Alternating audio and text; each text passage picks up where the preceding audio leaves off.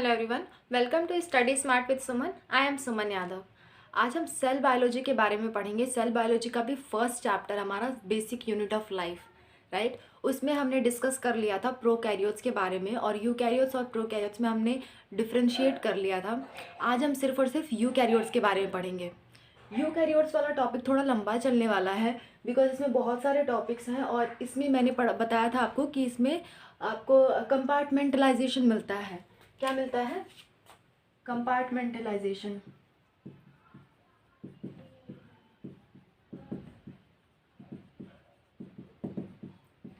Compartmentalisation मतलब होता है कि सेल के अंदर कई सारे छोटे छोटे ऑर्गेनल्स का मिलना। एक सेल है, उसके अंदर कई सारे छोटे छोटे ऑर्गेनल्स मिलते हैं, मतलब कि सेल को ना कंपार्टमेंट्स में बांट दिया गया, कई सारे कंपार्टमेंट्स में बांट दिया गया, इसलिए इसको बोल रहे हैं कंपार्टमेंटलाइजेशन। ठीक है, तो कंपार्टमेंटलाइजेशन सिर्फ और सिर्फ किस में मिलता है? यूकैरियोटिक सेल में। आपका प्रोकैरियोटिक सेल में नहीं मिलता है। क्यों?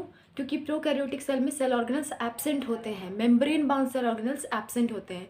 सिर्फ एक ही सेल ऑर्गेनल होता है, वो भी कौन सा? राइबोसोम। राइबोसोम भी कौन सा उसमें होता है? राइबोसोम 70S टाइप का होता है, और यूकैरियोटिक में कौन सा होता है? 80S टाइप का।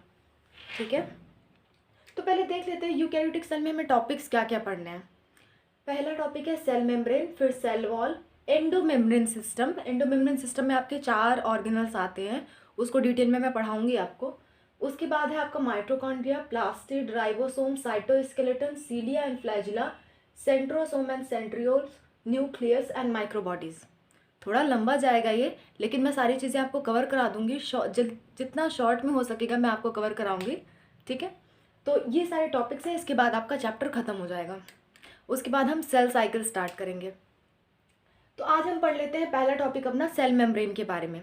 सेल मेम्ब्रेन क्या है? सेल मेम्ब्रेन, जैसे कि आपको पता है, सेल मेम्ब्रेन क्या होती है? किसी भी सेल की सबसे बाहरी की लेयर जो होती है। अब देखना, सब यूकैरियोट्स में क्या होता है, या तो प्लांट्स होंगे, या तो एनिमल्स होंगे, या फंजाई वगैरह होंगे। तो जो प्लांट्स होते हैं ना, उनमें सेल वॉल मिलता है सबसे बाहर, और अगर वो एनिमल है तो सबसे बाहर आपकी सेल मेम्ब्रेन मिलती है। सेल वॉल के बारे में हम कल पढ़ेंगे, आज हम पढ़ेंगे सेल मेम्ब्रेन के बारे में। तो एनिमल सेल में सबसे आउटर लेयर आपकी होती है सेल मेम्ब्रेन। ठीक है, तो सेल मेम्ब्रेन का हम चीज़ें पढ़ेंगे, उसका कंपोजिशन पढ़ेंगे, उसमें क्या क्या प्रेजेंट है और वो किसकी बनी हुई है, ये सारी चीज़ें आज हम पढ़ेंगे। तो first of all, cell membrane कैसी होती है, इसका मॉडल कई लोगों ने दिया था, लेकिन सबसे वैलिड मॉडल माना जाता है सिंगर एंड निकोलसन का। किसका? सिंगर एंड निकोलसन का। ये मॉडल सबसे ज़्यादा वैलिड माना जाता है आज के समय में, इसी को मान्य मानते हैं हम। ठीक है, तो इनका मॉडल क्या था? Fluid Mosaic model. आपसे क्वेश्चन पूछता है फ्लूइड मोजाइक मॉडल किसने दिया था, तो दिया था सिंगर एंड निकोलसन। ये एक साइंटिस्ट है, ये दूसरे साइंटिस्ट हैं, दोनों ने मिलकर ये प्रपोज किया था। अब इसका नेचर क्या होता है? Quasi fluid. क्वासी फ्लूइड मतलब होता है सेमी फ्लूइड। सेमी फ्लूइड मतलब कि थोड़ा उसमें फ्लूइड है, थोड़े सॉलिड्स हैं, इनसे मिल करके वो मेम्ब्रेन बनी हुई है। ठीक है, उसका कंपोजिशन क्या होता है, उसके मेम्ब्रेन के अंदर क्या क्या प्रेजेंट होते हैं? मेनली 3 चीज़ें होती हैं आपका: प्रोटीन, लिपिड एंड शुगर्स।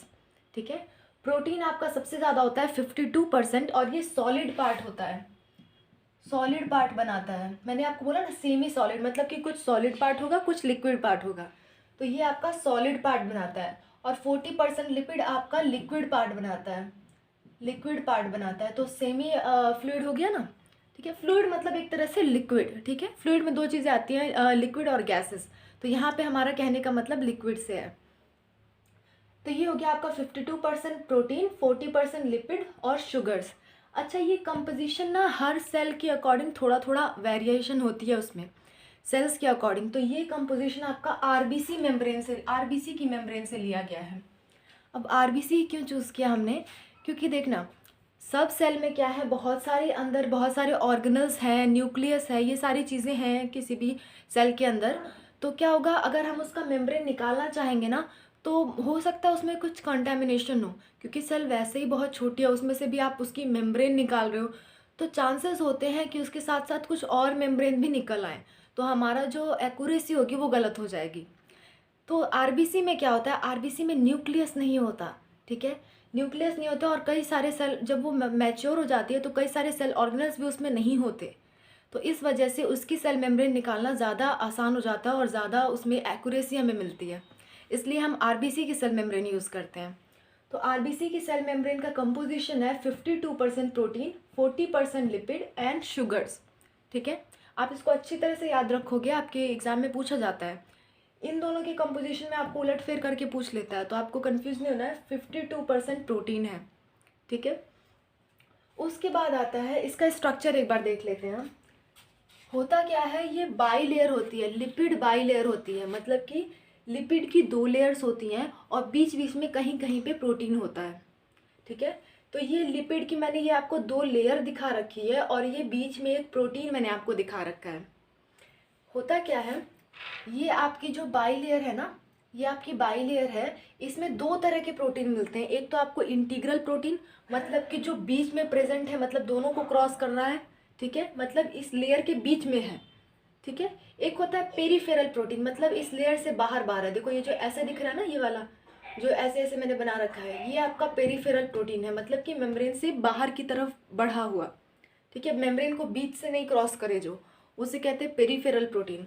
और आपका ये जो बीच से क्रॉस कर रहा है ये वाला पार्ट, इसको कहते हैं इंटीग्रल प्रोटीन। ठीक है, उसके बाद ये जो बाई लेयर है ना, ये बाई लेयर है, मैंने किसका बताया, ये लिपिड का बना होता है और ये 40% होता है। और ये प्रोटीन्स मिला करके आपका कितना होते हैं, प्रोटीन मिला के 52% होते हैं। और इससे प्रोटीन से जुड़े होते हैं कुछ शुगर की चीज़ें जुड़ी होती हैं। मैं जब आपको ब्लड ग्रुपिंग पढ़ाऊंगी तो मैं उसमें पढ़ाऊंगी, इसी शुगर से हम देखते हैं आरबीसी का ब्लड ग्रुप कौन सा है, इसी शुगर के नाम से हम देखते हैं ब्लड ग्रुप कौन सा है। ठीक है, तो ये शुगर ऐसे निकली हुई होती हैं। और ये जो बाई लेयर है ना, इसको फॉस्फोलिपिड, लिपिड भी अलग अलग टाइप के होते हैं ना, तो ये कौन सा लिपिड है आपका, फॉस्फोलिपिड है। ठीक है, और फॉस्फोलिपिड, इस फॉस्फोलिपिड का नाम क्या है, लेसिथिन नाम होता है। क्या नाम होता है, लेसिथिन। तो लेसिथिन फॉस्फोलिपिड का बना हुआ है, आप याद रखोगे। उसके बाद आपका क्या है, ये एक है ना, जो एक लेयर का जो एक आपको मॉलिक्यूल दिख रहा है, उसको मैंने उठा के यहाँ पे रख के दिखाया है। इसमें क्या होता है, एक होता है पोलर हेड।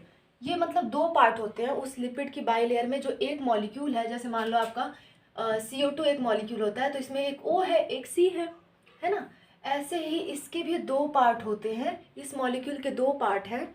एक पार्ट है आप, तो एक होता है आपका पोलर हेड, दूसरा होता है आपका non polar head. Polar head क्या होता है, हाइड्रोफिलिक होता है। हाइड्रोफिलिक मतलब कि जो वाटर में सॉल्यूबल हो। ठीक है, क्योंकि आपने पढ़ा होगा पोलर लाइक्स पोलर, वाटर क्या है, एक तरह का पोलर मॉलिक्यूल है। क्यों पोलर है, क्योंकि वाटर का स्ट्रक्चर आप ऐसे देखते हो, ये 2 हाइड्रोजन, ये एक ऑक्सीजन, इसका नेट डाइपोल मोमेंट ना ऊपर की तरफ आता है। तो जब ऊपर की तरफ आता है, यानी कि जिसका नेट डाइपोल मोमेंट 0 नहीं होता, उसको हम पोलर मॉलिक्यूल कहते हैं। वाटर एक पोलर मॉलिक्यूल है, तो पोलर वाली चीज़ें पोलर में ही डिजॉल्व होंगी। ठीक है, और नॉन पोलर वाली चीज़ें नॉन पोलर में डिजॉल्व होंगी। तो नॉन पोलर जो टेल होती है वो आपकी क्या होती है, हाइड्रोफोबिक होती है, मतलब कि पानी से डरने वाली या फिर पानी से दूर भागने वाली। ठीक है, तो ये चीज़ें आपकी होती है ये बाई लेयर में। तो अब दिक्कत क्या होती है, जब ट्रांसपोर्ट करना होता है किसी भी मॉलिक्यूल का, आपकी मेम्ब्रेन क्या है, सेलेक्टिवली परमिएबल है, मतलब पूरी तरह से परमिएबल नहीं है। कुछ मॉलिक्यूल को पास होने देती है, कुछ को नहीं पास होने देती है, तो उसका ट्रांसपोर्ट कराना पड़ता है। ट्रांसपोर्ट अलग अलग तरह का होता है। ठीक है, तो जो नॉन पोलर वाली चीज़ें होती हैं तो वो तो आसानी से चली जाती हैं, क्योंकि ये पूरी की पूरी बाई लेयर है, क्या है, नॉन पोलर है, बस इसके हेड ही पोलर हैं। लेकिन अगर पोलर मॉलिक्यूल आया, पोलर तो इतना सा पार्ट है ना, यहाँ पे तो यहाँ तक तो वो आ जाएगा, फिर यहाँ से आगे नहीं बढ़ पाता, पोलर को बड़ी दिक्कत होती है। तो उसके लिए क्या ट्रांसपोर्ट के मेथड होते हैं, देखो ट्रांसपोर्ट के मेथड ना 4 होते हैं। ठीक है, तो जो मैंने आपको पोलर वाला बताया उसके लिए फैसिलिटेटेड ट्रांसपोर्ट होता है, मतलब कि ये जो आपका इंटीग्रल प्रोटीन दिख रहा है ना, इसके थ्रू वो पास होता है। ठीक है, तो आपके पोलर मॉलिक्यूल्स के लिए फैसिलिटेटेड ट्रांसपोर्ट होता है, मतलब कि प्रोटीन के थ्रू पास होता है। किस प्रोटीन के थ्रू, इंटीग्रल प्रोटीन के थ्रू। और दूसरा होता है आपका एक्टिव ट्रांसपोर्ट, मतलब कि जिस ट्रांसपोर्ट में एनर्जी खर्च हो रही हो। जैसे हमने नर्वस सिस्टम में पढ़ा था, सोडियम पोटेशियम पंप काम करता है पोलराइज करने के लिए। ठीक है, तो वो क्या है, आपका एक्टिव ट्रांसपोर्ट होगा। पैसिव मतलब जो अपने आप हो रहा है, हाई कंसंट्रेशन से लो कंसंट्रेशन की तरफ हो रहा है, तो वो आपका पैसिव ट्रांसपोर्ट।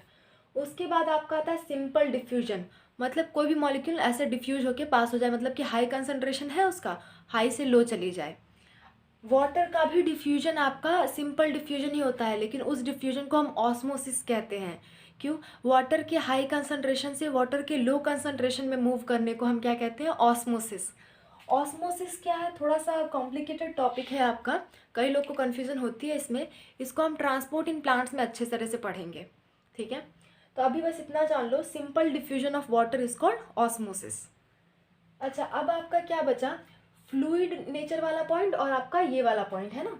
तो fluid nature is important for, मतलब सेल मेम्ब्रेन का जो फ्लूइडिटी है, मैंने कहा ना आपको सेमी फ्लूइड होता है। तो फ्लूइड नेचर हमारे लिए क्यों इम्पॉर्टेंट है? फ्लूइड नेचर इसलिए इम्पॉर्टेंट है ताकि सेल की ग्रोथ हो सके, सेल डिवाइड कर सके, सिक्रेशन हो सके, osmosis and formation of intercellular junctions. इसका मतलब है कि आपको सेल ग्रोथ, मैंने सेल ग्रोथ क्यों बोला? क्योंकि सेल को अगर बढ़ना है तो उसकी मेम्ब्रेन को क्या होना चाहिए? फ्लेक्सिबल होना चाहिए। फ्लेक्सिबल होगी तभी वो बढ़ेगी, तभी वो डिवाइड हो सकती है, तभी उससे सिक्रेशन हो सकता है, तभी वो एंडोसाइटोसिस कर सकती है। एंडोसाइटोसिस का मतलब है, एंडोसाइटोसिस का मतलब है को आपने अमीबा पढ़ा होगा। अमीबा ऐसे करके अमीबा है ये, इसके दो सूडोपोडिया है। यहाँ पे मान लो कोई फूड है तो वो अपने सूडोपोडिया बढ़ाता है और उस फूड को ऐसे अपने अंदर कर लेता है, ये ऐसे अपने अंदर कर लेता है।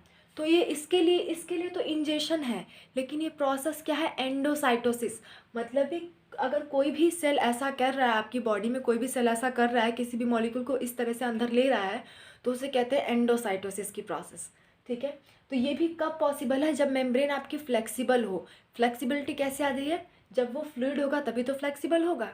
फ्लेक्सिबिलिटी फ्लूइड की तो प्रॉपर्टी है। सॉलिड तो आपके रिजिड होते हैं, सॉलिड आपके सख्त होते हैं, वो मूव नहीं करते, वो मतलब ऐसे बढ़ते उड़ते नहीं हैं, ठीक है। तो ये चीज़ें ज़रूरी होती हैं आपकी सेल मेम्ब्रेन में। ये चीज़ें करवाने के लिए फ्लूइड नेचर ज़रूरी होता है। उसके बाद आपका पॉइंट आता है, lipid enables lateral movement of protein in overall bilayer. This process is called fluidity. मतलब कि ये जो आपका इंटीग्रल प्रोटीन है ना, ये पूरी लिपिड की बाइलेयर में ऐसे ऐसे टहलता रहता है, मतलब बहता रहता है। ये है क्या? ये चीज़ें जो आपको दिख रही ना, ऐसा मत समझो ये कोई जेल सा है, ऐसा कुछ रिजिड सी चीज़ें हैं। ये लिक्विड है, एक तरह से लिक्विड है, लिक्विड मॉलिक्यूल्स है। जैसे पानी के मॉलिक्यूल्स, वैसे ये भी एक तरह के मॉलिक्यूल्स है, लिक्विड तेल जैसा कुछ है। तो इसमें आसानी से ये तैर सकता है इधर उधर, है ना। तो इसका तैरने की जो प्रॉपर्टी है उसी को हम फ्लूइडिटी कह रहे हैं, कि ये मेम्ब्रेन की फ्लूइडिटी है, जिस वजह से ये प्रोटीन इधर उधर जा सकता है, ठीक है। जहाँ ट्रांसपोर्ट की ज़रूरत होगी वहाँ वो मूव कर सकता है। तो ये आपका पूरा है आपके सेल मेम्ब्रेन वाले पार्ट में। कल हम सेल वॉल पढ़ेंगे, तो नेक्स्ट लेक्चर देखना मत भूलना। अगर आप अभी तक ये इसकी पूरी प्लेलिस्ट नहीं देखी हो तो मैं डिस्क्रिप्शन में आपको लिंक दे दूँगी, आप जाके देख सकते हो। ओके, तो मिलते हैं नेक्स्ट क्लास में। Thanks to all of you.